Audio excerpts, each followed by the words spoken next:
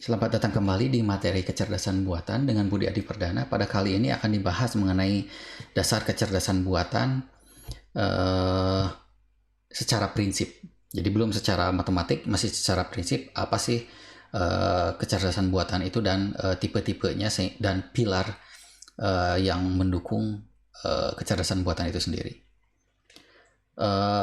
Pada pertemuan sebelumnya sudah dibahas bahwa yang membedakan antara pemrograman tradisional dengan machine learning atau kecerdasan buatan itu sendiri adalah yang pertama, di program tradisional kita memiliki data masukan, lalu aturannya itu seperti apa, misalkan persamaannya seperti apa, lalu dimasukkan ke dalam suatu sistem dan kita mendapatkan sebuah jawaban. Lain halnya dengan machine learning atau kecerdasan buatan. Yang kita butuhkan adalah datanya itu seperti apa dan keluarannya itu seperti apa, sehingga nanti prosesnya kita akan mendapatkan aturannya itu seperti apa, dan aturan ini nanti bisa digunakan untuk proses yang sama seperti programming tradisional. Seperti itu. Ketika kita berbicara tentang kecerdasan buatan, kita perlu dulu memahami tentang tingkat kecerdasan suatu sistem. Jadi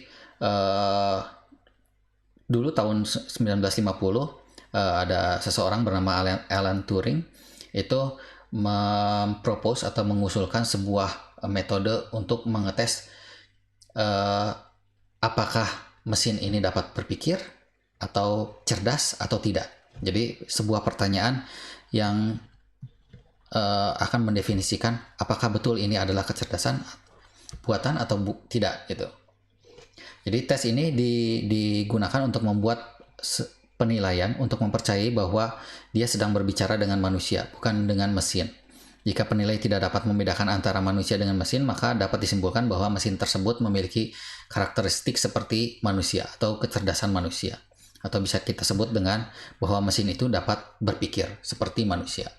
Jadi proses dari Alan Turing test ini adalah disebut dengan Turing imitation game. Jadi awalnya kita punya sebuah interrogator yang berada di depan komputer, lalu ada seorang perempuan dan seorang laki-laki yang berkomunikasi dengan interrogator ini. Perempuan ini harus meyakinkan bahwa dirinya adalah perempuan atau apa adanya seperti dia. Lalu yang laki-laki ini dia harus meyakinkan bahwa interrogator ini menyadari bahwa laki-laki ini adalah perempuan. Seperti itu awalnya. Setelah percaya, oke, interrogator bahwa dia sedang berkomunikasi dengan manusia, lalu kita ganti laki-laki itu dengan komputer. Proses yang sama dilakukan oleh interrogator, memberikan sebuah pertanyaan, lalu nanti dijawab oleh perempuan ini dan komputer ini. Jika komputer ini dapat mengecoh interrogator dan yakin bahwa dia sedang berbicara dengan manusia, maka itu komputer itu bisa disebutkan bahwa dia memiliki karakteristik seperti manusia dan bisa disebut dengan memiliki kecerdasan. Nah, hanya saja masalahnya adalah Turing test ini karena pada saat itu tahun 50-an itu komputer belum secanggih yang sekarang. Jadi pada saat itu komputer itu seperti ini, dari satu ruangan itu cukup besar, komponen-komponennya pun besar karena pada saat itu transistor itu masih belum ditemukan. Jadi komponen transistor masih belum ditemukan dan masih menggunakan vacuum tube. Jadi ukurannya cukup besar sehingga ukuran dari komputer itu jadi juga semakin masif. Lalu diusulkanlah untuk generasi selanjutnya bahwa Turing test ini masih juga dapat digunakan, tapi ditambahkan yang disebut dengan total Turing test. Ini diusulkan oleh Stephen Harnard. Dia menambahkan dua hal dalam komponen penilaian untuk mengecoh dari manusia itu, yaitu adalah kemampuan untuk persepsi seperti vision, seperti manusia. Jadi penglihatan manusia, penampakannya betul-betul seperti manusia.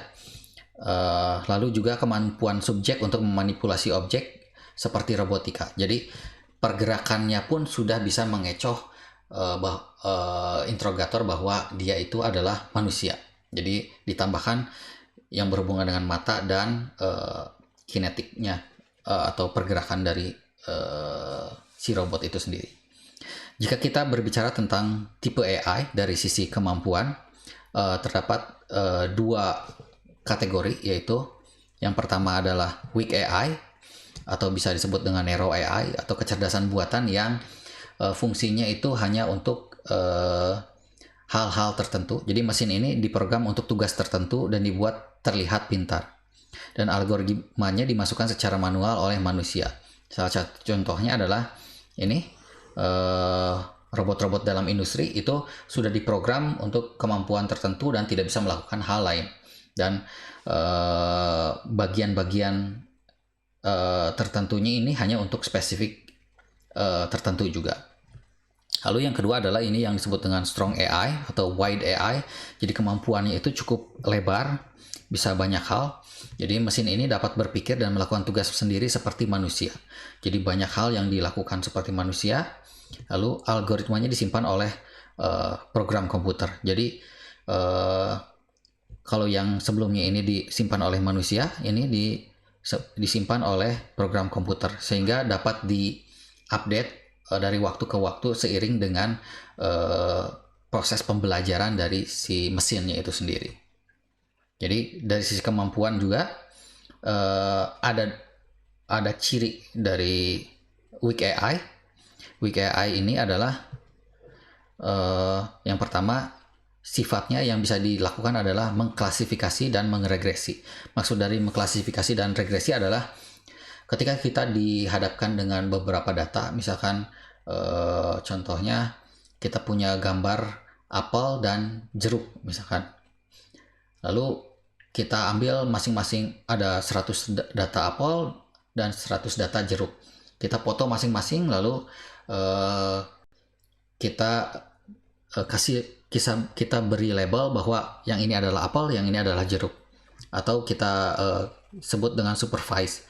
Kita kasih guide dari si mesin itu bahwa ini adalah ini dan ini adalah ini. Lalu mesin akan memberikan sebuah batas ciri dari apel dan ciri dari jeruk itu sendiri. Jadi dia akan membuat batas seperti di sini. Misalkan ini adalah untuk yang apel dan ini adalah yang untuk yang jeruk. Misalkan itu dia membuat batas. Jadi kalau misalkan sifatnya itu mendekati di daerah yang ini, maka ini disebut dengan sifat apel. Lalu kalau misalkan berada di daerah yang bawahnya, itu disebut dengan sifat dari jeruk. Ini untuk mengklasifikasikan daerah mana. Sedangkan regresi adalah untuk menentukan kalau misalkan ada sebuah sifat apel yang bergantung terhadap misalkan waktu mulai dia dari tumbuh, sifatnya itu seperti apa dari waktu ke waktu, itu nanti bisa terlihat perubahannya itu dengan menggunakan regression. Lalu yang membedakan dari weak AI dengan strong AI ini adalah yang disebut dengan unsupervised learning. Jadi di strong AI salah satu cirinya adalah dia tidak perlu lagi guide atau supervise dari manusia, sehingga dia bisa mendefinisikan, oh ini adalah misalkan yang kita kasus yang apel lagi. Misalkan di sini ada 3 kasus sekarang. Ini apel, ini jeruk, dan yang ini apel, ini jeruk, dan ini anggur misalkan. Gitu. Jadi kita hadapkan lagi 100 foto apel, 100 foto jeruk, dan 100 foto anggur. Lalu dia mencari kedekatan sifat itu sendiri. Lalu dia membuat sebuah batasan-batasan yang disebut dengan clustering. Kalau di sini batasannya itu berbentuk garis, kalau di weak AI, kalau di sini cluster yaitu ini adalah grup dari apel, ini adalah grup dari jeruk, dan ini adalah grup dari anggur. Ini tekniknya itu cluster dan asosiasi. Jadi kedekatan dari setiap data itu dianalisis satu-satu. Jadi kemampuannya itu adalah kalau misalkan tipe AI itu ada yang bisa mengklasifikasikan, ada yang mengregresi, dan ada juga yang untuk mengclustering atau menggrupkan suatu data. Jika dilihat tipe AI dari proses pembelajaran, awalnya ada dua, yaitu supervised learning yang tadi telah disebutkan, yaitu ada proses bimbingan, dan juga ada yang disebut dengan unsupervised learning, yaitu tanpa bimbingan. Jadi yang membedakan adalah contohnya seperti yang tadi, kita punya sebuah gambar apel atau objek apel gitu, atau misalkan ada kamera yang dia untuk melihat buah-buahan yang ada di pasar. Lalu proses belajarnya adalah kita berikan dulu gambar-gambar apel, lalu kita beri label bahwa ini adalah tipe apel, lalu ada ambil lagi ini adalah tipe buah apa, lalu ambil lagi ini adalah tipe buah apa, lalu kita masukkan ke sebuah sistem,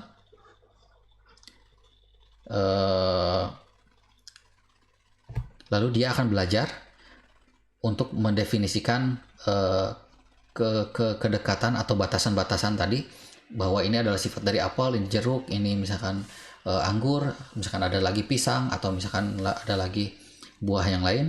Itu nanti dia akan menciptakan garis-garis batasan dari ciri dari setiap buah itu sendiri. Setelah selesai, model ini bisa kita gunakan, misalkan kita masukkan input gambar apel, apakah hasilnya betul apel? Ternyata hasilnya setelah belajar ini adalah apel. Jadi prosesnya seperti itu.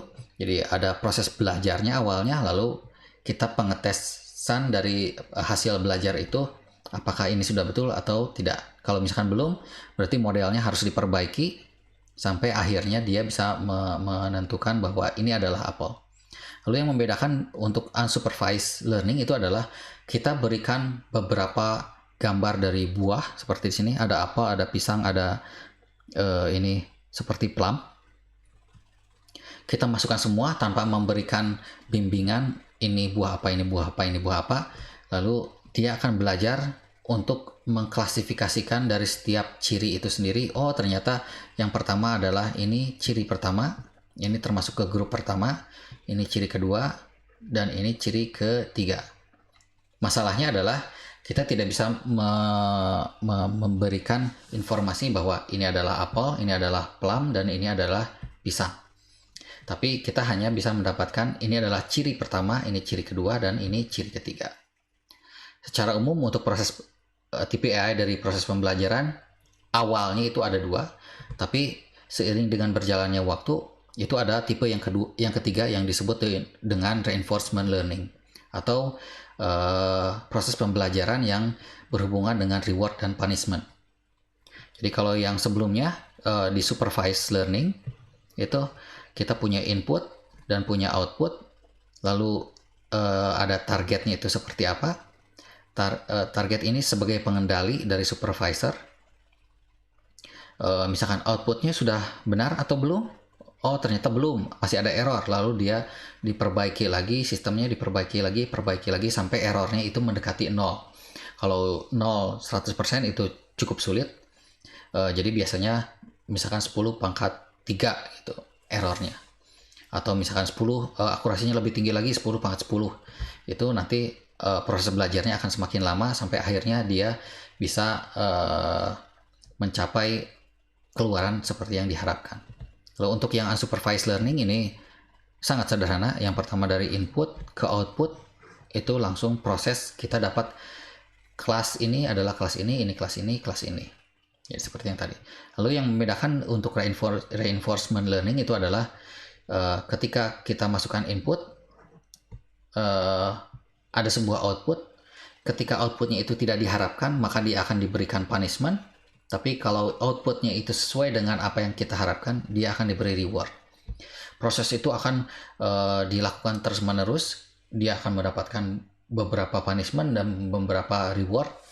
Dan sampai akhirnya dia menemukan bahwa yang penting adalah cara untuk mendapatkan reward dan akhirnya itu adalah cara yang terbaik dalam proses belajarnya. Jadi seperti itu. Jadi untuk klasifikasi sistem cerdas itu bisa dibagi menjadi dua, yang disebut dengan AI klasik atau artificial intelligence biasa. Ini yang membedakan adalah dia yang butuh pengetahuan banyaknya itu adalah manusianya. Jadi manusianya yang membuat semuanya dari awal sehingga dia bisa menjadi cerdas. Jadi banyak pengetahuan tapi sedikit data. Jadi yang penting adalah di sini adalah manusianya. Manusianya yang penting itu. Lalu yang kedua adalah computational intelligence. Ini berhubungan dengan, ini adalah beberapa contoh computational intelligence: fuzzy logic, artificial neural network, evolutionary computational, dan data driven. Ini berhubungan dengan data. Jadi yang penting adalah banyak datanya yang banyak, pengetahuan manusianya sedikit pun itu tidak masalah. Jadi yang penting di sini adalah mesin yang kuat untuk mendefinisikan semuanya. Jadi kebalikannya, kalau misalkan kita semakin mendekati AI klasik, manusianya itu yang perlu pintar, sedangkan untuk computational intelligence ini adalah mesinnya yang cukup kuat untuk mempelajari banyak sekali data. Untuk kecerdasan buatan itu sendiri ada 3 pilar AI untuk yang saat ini, yaitu adalah yang pilar pertamanya itu yang utamanya adalah artificial intelligence. Ini adalah program yang dapat mengamati dan melakukan aksi dan beradaptasi, cirinya. Lalu machine learning adalah algoritma yang performanya meningkat seiring dengan semakin banyaknya data. Lalu deep learning adalah bagian dari machine learning. Jadi ini masih bagian dari machine learning dengan layer neural network yang sangat banyak dengan data yang sangat banyak. Jadi ini prosesnya seperti yang tadi, data driven, data. Sedangkan kalau di sini adalah yang manusianya. Seperti itu. Yang membedakan adalah, jadi nanti biasanya kalau artificial intelligence itu ada sebuah input, lalu dibuatkan sebuah program dengan tujuan tertentu oleh manusia, lalu nanti dia akan menghasilkan output. Untuk di machine learning, itu yang membedakan adalah kita punya input, lalu beberapa data diolah oleh manusia, lalu data itu diberikan ke mesin untuk dipelajari sehingga akhirnya kita mendapatkan output. Tapi untuk deep learning itu kita sudah memberikan senjata atau alat untuk mengolah datanya di awalnya itu, sehingga segala sesuatunya dilakukan oleh mesin sehingga dapat output yang diharapkan. Dan proses dari ini disebutnya dengan neuron dan interaksi dari setiap datanya itu nanti semakin deep itu semakin banyak yang interkoneksi antara data satu dengan data lainnya. Untuk dasar AI dicukupkan sekian. Kita akan lanjut lagi pada video berikutnya. Terima kasih.